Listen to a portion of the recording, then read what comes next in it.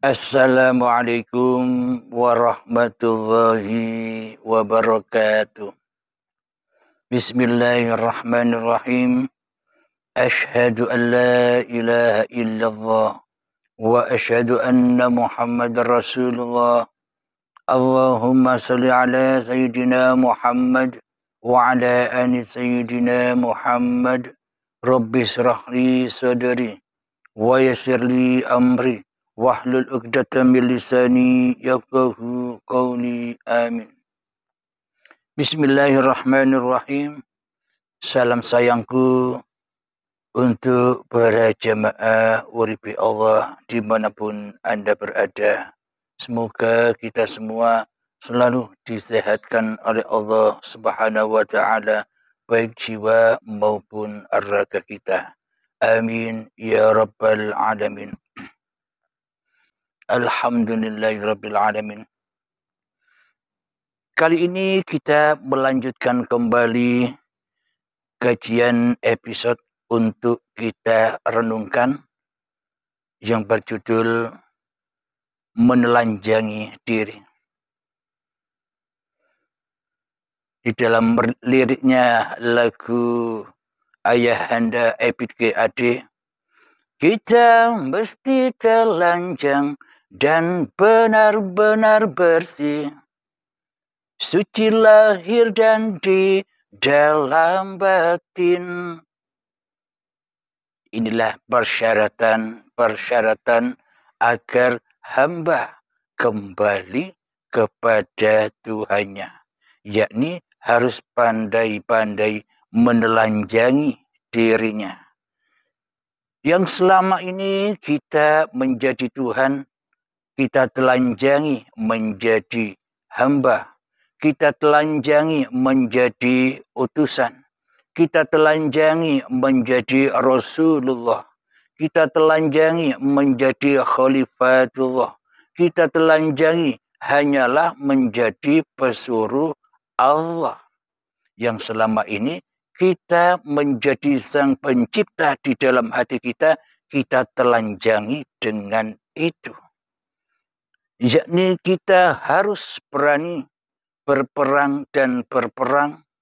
Kita wajib berani untuk membombardir, untuk meruntuhkan kerajaan hawa nafsu kita di hati kita dengan menelanjangi raja yang selama ini berkuasa di dalamnya, yakni Abdul Halimnya yang berkuasa atas hidup dan badan ini selama ini. Saya ingatkan kembali, bila saya menyebut nama Abdul Halim, silahkan Anda masuk ke dalam nama-nama diri Anda masing-masing. Jadi untuk menelanjangi diri ini belajarnya di mana? Untuk menelanjangi diri ini belajarnya, latihannya, khalwatnya, latihan zuhudnya, ya ada di mana-mana. Ketika kita sedang apapun, ketika kita beraktivitas apapun, selalu dan selalu kita berperang di dalamnya untuk menelanjangi diri kita sendiri agar kita tidak jadi Tuhan lagi di dalamnya, agar kita tidak jadi sang pencipta lagi di dalamnya. Karena untuk sucinya jiwa dan raga, maka kita wajib mensucikan hanya Allah lah yang maha suci, yang berkuasa atas diri Abdul Halimnya. Itulah makna telanjang yang dimaksud oleh Ayahanda Epit GAD. Ketika kita lagi sholat, sebelum kita sholat, dikerentekkan hati, telanjangilah kehendak dan kerentek. Kehendak itu ya sama dengan kerentek-kerenteknya hati. Kerentek itu bahasa Jawa, bahasa Indonesianya kehendak.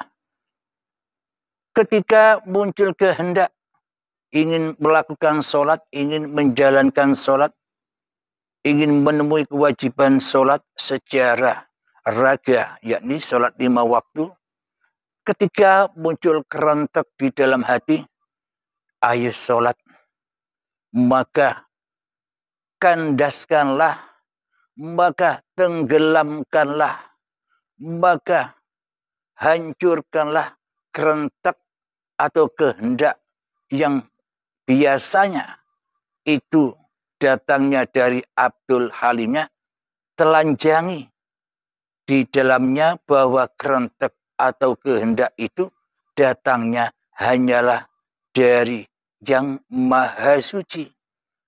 Bahwa kehendak dan kerentek itu datangnya hanya dari uripe Allah.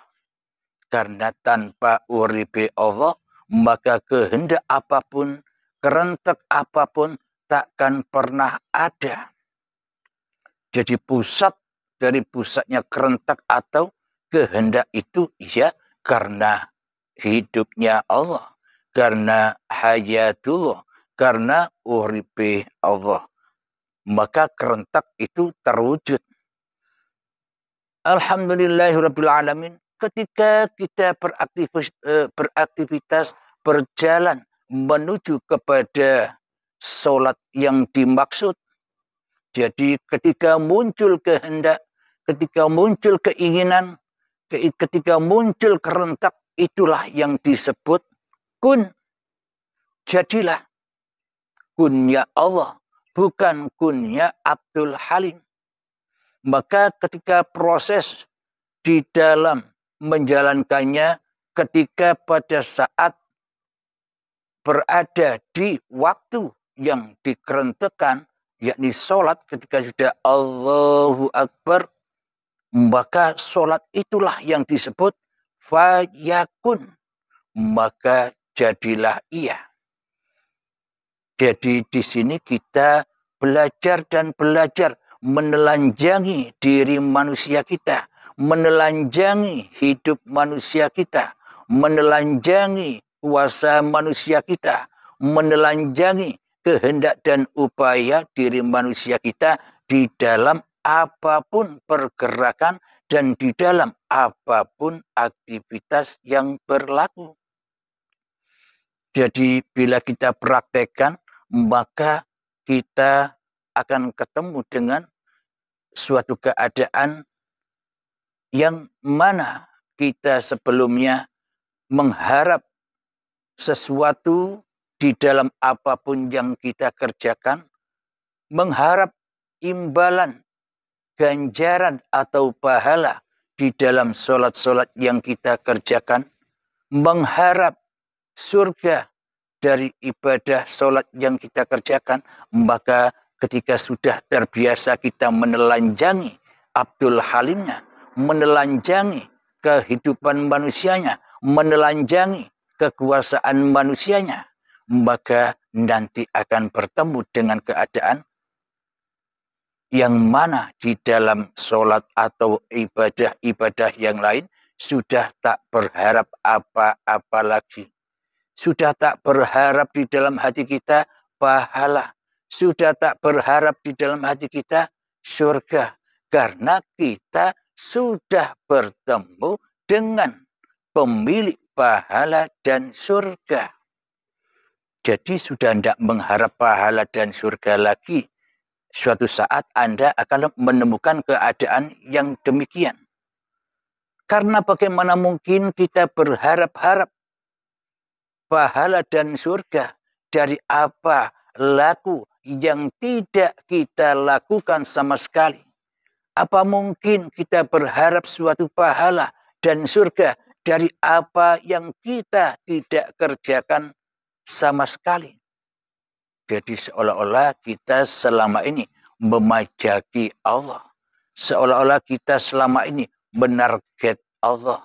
Seolah-olah selama ini kita membegal Allah.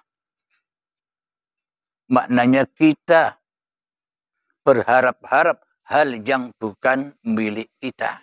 Hidup saja tak punya, apalagi badan. Dan apalagi apapun yang kita kerjakan, tentunya yang ada hanyalah kesuwungan. Yang ada hanyalah keindahan. Jadi pengharapan-pengharapan cipta-cipta diri manusianya telah hancur lebur.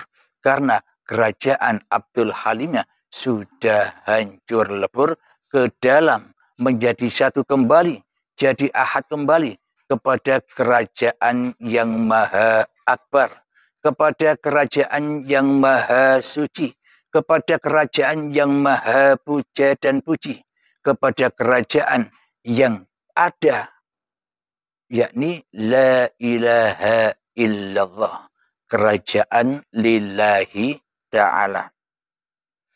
Jadi meskipun apa yang kita lakukan nanti akan bertemu dengan keadaan yang mana di dalamnya kita merasa asing dengan diri Abdul Halim kita sendiri. Karena sudah sering berkumpul, karena sudah sering kumpul, karena sudah sering jamaah dengan Tuhan yang telah menciptakannya. Inilah yang disebut banyak orang berjamaah. Sholat berjamaah mendapatkan 27 derajat. Ini maknanya sholat berjamaah itu. Kelihatannya syariatnya sendirian, akan tetapi batinnya berkumpul dengan Tuhannya. Di dalam batinnya sudah menuju akhirat. Akhir dari kerajaan diri manusianya di hatinya. Berakhir sudah manusia jadi Tuhan. Berakhir sudah manusia jadi raja. Manusia hanyalah menjadi Rasulullah. Manusia hanyalah menjadi utusan Allah. Manusia hanyalah menjadi pesuruh Allah. Manusia hanyalah menjadi khalifah Allah, yang mana manusia hanya ditugaskan untuk bersuci dan bersuci di dalam hidup dan badannya. Bismillahirrahmanirrahim. Wa ma khalaqtul jinna wal insa illa liya'budun. Tidak kuciptakan jin dan manusia hanyalah untuk mengabdi kepadaku. Maka paslah kita mencapai tujuan. Allah mencipta diri manusia kita hanyalah untuk mengabdi dan mengabdi dimanapun dan lagi apapun, serta di dalam situasi apapun pengabdian harus ditegakkan. Penelanjangan harus ditegakkan. Penenggelaman harus ditegakkan. Pengusiran-pengusiran yang balelo-balelo ini harus ditegakkan, harus diberantas di dalam pengabdian.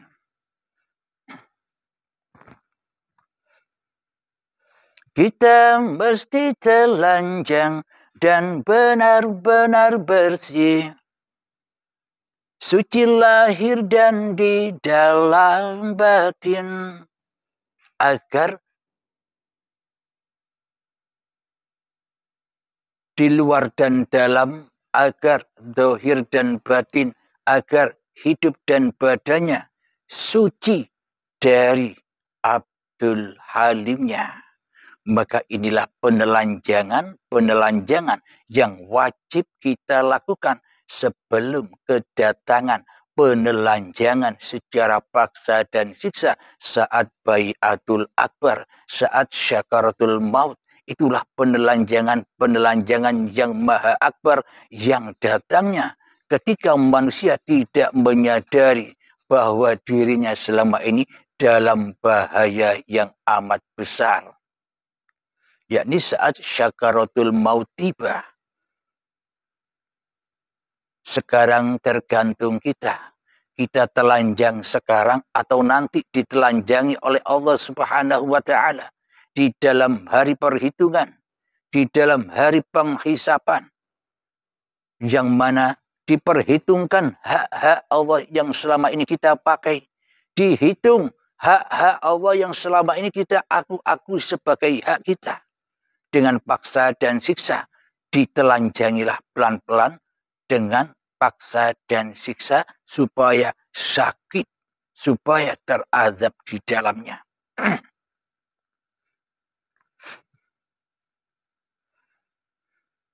Kita lanjutkan kembali syairnya.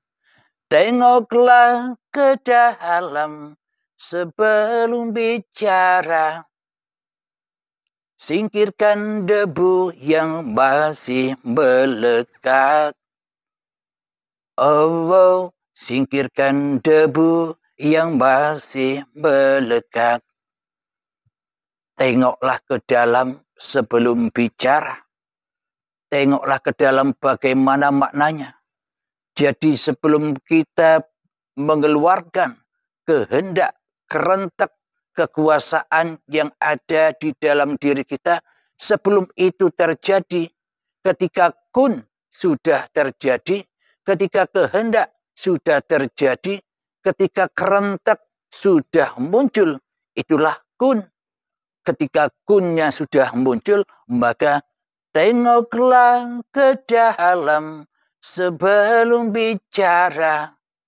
Singkirkan debu yang masih melekat. Oh, singkirkan debu yang masih melekat. Jadi tengoklah ke dalam dulu. Siapa yang bicara di dalam itu? Tengoklah ke dalam dulu. Siapa yang jadi Tuhan di dalamnya? Tengoklah ke dalam dulu. Siapa yang menjadi pencipta di dalamnya? Tengoklah dulu. Siapa yang menjadi penguasa di dalamnya? Abdul Halimkah ataukah Allah? Tengoklah ke dalam dulu. Sebelum kau mengaktivitaskan raga-ragamu. Agar engkau ketemu dengan lillahi ta'ala di setiap aktivitas ragamu. Jadi pandai-pandailah kita menengok ke dalam. Jangan menengok keluar terus. Kalau menengok keluar terus kita pasti tersesat dari jalan Allah. Karena yang di luar itu hanyalah kemakhlukan Abdul Halimnya. Jadi tengoklah ke dalam supaya kita dituhani oleh uripe Allah. Jadi tengoklah ke dalam supaya kita dikehendakkan oleh Allah. Tengoklah ke dalam supaya kita diperjalankan oleh Allah. Inilah tujuan kita. Tengoklah ke dalam sebelum bicara. Singkirkan debu yang masih melekat. Oh, singkirkan debu yang masih melekat. Jadi ketika kita menengok ke dalam, berusahalah dan berusahalah. Singkirkan debu yang masih melekat itu. Singkirkan Abdul Halimnya yang melekat di dalam hidup dan badan ini. Singkirkan, kelompetlah kekuasaan Abdul Halimnya di dalamnya. Jangan sampai Abdul Halimnya ikut-ikut jadi Tuhan. Tengoklah ke dalam, singkirkan debu-debu Abdul Halimnya. Singkirkan kekuasaan-kekuasaan Abdul Halimnya di dalamnya. Agar suci bersih apa yang ada di dalam diri. Ketika di dalam diri sudah suci bersih dari Abdul Halimnya, maka seluruh apapun yang digerakkan, seluruh apapun yang diaktivitaskan oleh badan ini, maka akan selalu suci dan suci bersih. Seperti bayi dahulu. Alhamdulillahirrabbilalamin. Jadi kita harus pandai-pandai membersihkan debu-debu yang masih melekat di dalam diri kita. Pandai-pandai untuk membasuh, mencuci pakaian-pakaian yang selama ini kita pakai yang sangat amat kotornya. Pakaian-pakaian kita selama ini Abdul Halim ini sangat amat kotornya. Dipakai sholat, ya kotor sholatnya. Dipakai ibadah, ya kotor ibadahnya. Dipakai zakat, ya kotor zakatnya. Dipakai berpuasa, ya kotor puasanya. Dipakai haji dan umroh, ya kotor haji dan umrohnya. Karena di dalam diri masih berpakaian Abdul Halim yang menjadi pencipta dan raja di rajanya hati daripada Allah yang merajai Abdul Halimnya. Maka di dalam lantunan zikir saat ibadah haji, labbaik Allahumma labbaik, labbaik la syarika laka labbaik, yakni hati yang suci bersih dari Abdul Halimnya, hati yang suci bersih dari persekutuan-persekutuan di dalamnya, hati yang suci bersih dari kesyirikan yang kita lakukan selama ini, yang selalu merampas hak-hak Tuhan, merampas penguasa apa yang dikuasai oleh Allah, oleh uripe Allah, dikuasai oleh badan-badan kita selama ini. Seolah badan-badan inilah yang beraktivitas, seolah-olah badan-badan inilah yang bisa ibadah, seolah-olah badan-badan inilah yang bisa melaksanakan rukun-rukun Islam.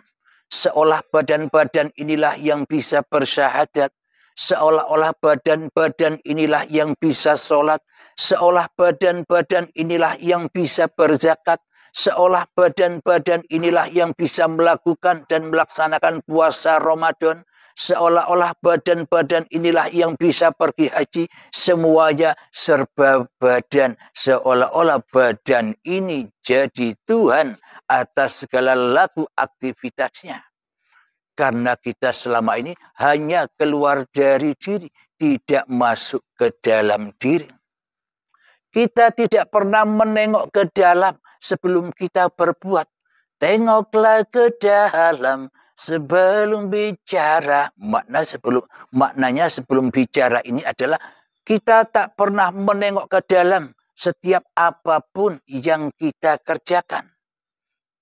Mengerjakan apapun selalu di luar dari diri, seolah-olah kita hanya melihat Abdul Halimnya daripada menyaksikan siapa rahasia di balik Abdul Halimnya. Kita tak pernah menengok ke dalam. Sebab itulah mata hati kita selama ini buta, dibutakan oleh Abdul Halimnya. Telinga ini ditulikan oleh Abdul Halimnya. Hati ini, mulut ini bisu, dibisukan oleh Abdul Halimnya. Hati ini hancur dan dihancurkan oleh Abdul Halimnya. Karena selama ini di dalam hati kita, di dalam kerajaan singgasana hati kita, yang jadi raja bukan Allah, tapi Abdul Halimnya. Maka hancurlah semua apapun yang dikerjakan oleh Abdul Halim ini. Allah hanya memandang segumpal darah. Bila segumpal darah itu kotor, maka kotorlah seluruh apapun yang diperbuatnya. Namun apabila segumpal darah itu suci, yakni sucinya Allah sebagai penguasa dan sebagai Tuhan yang mentuhani manusia, maka semua apapun yang dikerjakan bakal suci bersih. Karena bukan pekerjaan manusianya lagi. Karena semua sudah pulang rojiun menjadi pekerjaannya atau af'alnya Allah sendiri. Inilah yang dimaksud lillahi ta'ala selama ini. Inilah lillahi ta'ala itu. Supaya kita tidak menjadi Tuhan atas semua perbuatan yang kita lakukan. Maka sering-seringlah menengok ke dalam diri. Siapa yang jadi Tuhan di dalamnya?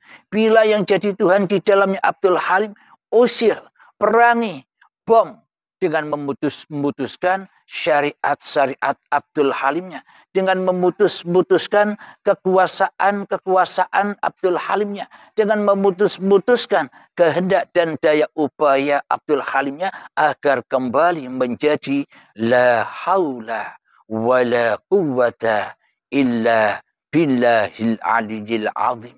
Itulah aplikasi dari kalimat thayyibah itu.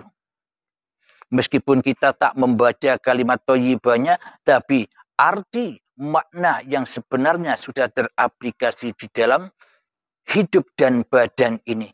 Tanpa Allah, tanpa uripe Allah, maka kita takkan pernah ada di sini. Abdul Halim takkan pernah ada di sini. Cerita Abdul Halim takkan pernah ada di dunia ini bila tak ada uripe Allah. Alhamdulillahirabbil alamin. Jadi tengoklah ke dalam sebelum bicara. Singkirkan debu yang masih melekat. Allah, singkirkan debu yang masih melekat. Debu-debu itulah af'al Abdul Halimnya. Debu-debu itulah kekuasaan Abdul Halimnya. Debu-debu itulah singgasana Abdul Halimnya. Jadi tugas kita sebagai hamba Allah, yakni membersihkan debu-debu itu dari Masjidil Haram dan dari Baitullah. Uripe Allah inilah Baitullah dan badan-badan inilah Masjidil Haramnya. Kita didatangkan wa ma khalaqtul jinna wal insa illa liya'budun. Kita didatangkan sebagai tamu ke dunia ini. Kita didatangkan sebagai tamu di dalam Masjidil Haram dan Baitullah ini hanyalah untuk mengabdi, selalu dan selalu mengabdi, membersihkan debu-debu yang melekat di dalamnya. Debu Abdul Halimnya diusir agar menjadi Baitullah lagi. Baitul Halimnya, Baitun Nasnya diusir, dihancur leburkan, diperangi dengan jihad yang bersungguh-sungguh di dalam dada kita agar Baitullah kembali menjadi Baitullah.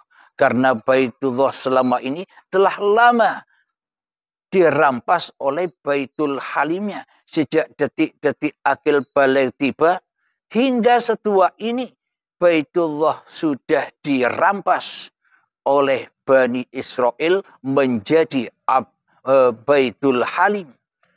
Rumahnya Halim, bukan rumahnya Allah. Kekuasaan Halim, bukan kekuasaan Allah. Sudah dirampas sejak akil balik tiba. Lalu sampai kapan kita berani berjuang? Lalu sampai kapan kita bersungguh-sungguh mengembalikan kekuasaan Tuhan yang telah lama kita rampas? Bila tak bersungguh-sungguh, maka rugi. Rugi sekali. Karena apa? Apapun yang kita kerjakan tak akan pernah bisa mensyafaati diri kita. Kecuali hanyalah ketersesatan dan ketersesatan saja. Hanyalah siksaan dan siksaan saja. Namun bila singgasana ini sudah kita kembalikan kepada Tuhan yang berhak menguasai singgasana hati ini, maka semua apapun yang dikerjakan, bila sudah Allah yang berkuasa, bila sudah mentuhankan Allah sebagai Tuhan, maka sambunglah syafaat-syafaat itu. Apapun yang dikerjakan oleh badan ini selalu sambung dan sambung kepada uripe Allah. Selalu mensyafaati badan. Jadi inilah yang dimaksud syafaat itu. Di luar sana kita selama ini kita mengharapkan syafaat Rasulullah. Kita mengharapkan pertolongan Rasulullah. Itu salah alamat. Itu salah bidik. Itu salah tembak. Yang sebenar-benarnya adalah mestinya kita memohon syafaat kepada urip yang menguripi Rasulullah Sallallahu Alaihi Wasallam. Kita mengharap-harap pertolongan kepada urip yang menguripi Kanjeng Nabi Muhammad Sallallahu Alaihi Wasallam.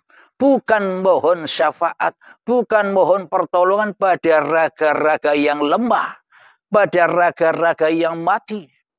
Itulah kita selama ini salah fokus, salah alamat, salah tembak, salah tujuan, hingga semua ibadah-ibadah ini tersesat jalannya menuju hawa nafsu diri kita sendiri.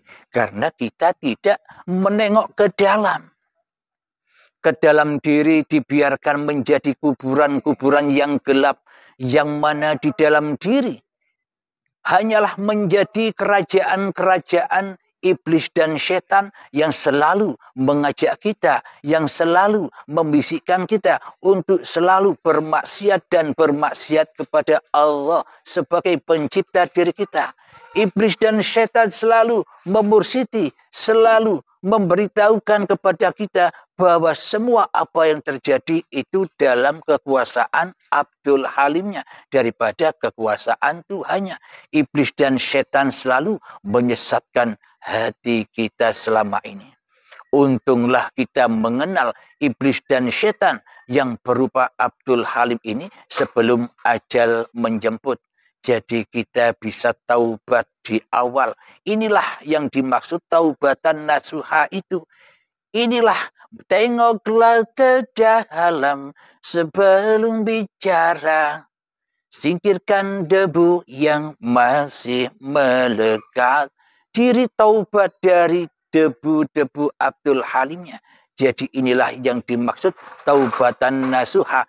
Taubat dari menjadi Tuhan. Taubat dari menjadi penguasa. Taubat dari yang merasa hidup diri Abdul Halimnya. Karena setelah taubatan nasuha itu terjadi, maka hancur leburlah Abdul Halim di dalam singgasananya kembali kepada sang pencipta Abdul Halimnya. Inilah perjalanan inna lillahi wa inna ilaihi raji'un. Alhamdulillahirabbil alamin. Memang kami sengaja untuk membawakan makna yang belum kita ketahui di dalam syair-syairnya, lagu yang dinyanyikan oleh Ayahanda Ebit GAD, agar kita bisa melek, agar kita bisa tahu diri, agar kita bisa menengok ke dalam diri. Jadi syair-syairnya akan diungkap permata-permata yang ada di dalamnya. Jadi tidak asal nyanyi saja, akan tetapi nyanyinya penuh dengan makna mutiara-mutiara yang terpendam di dalamnya.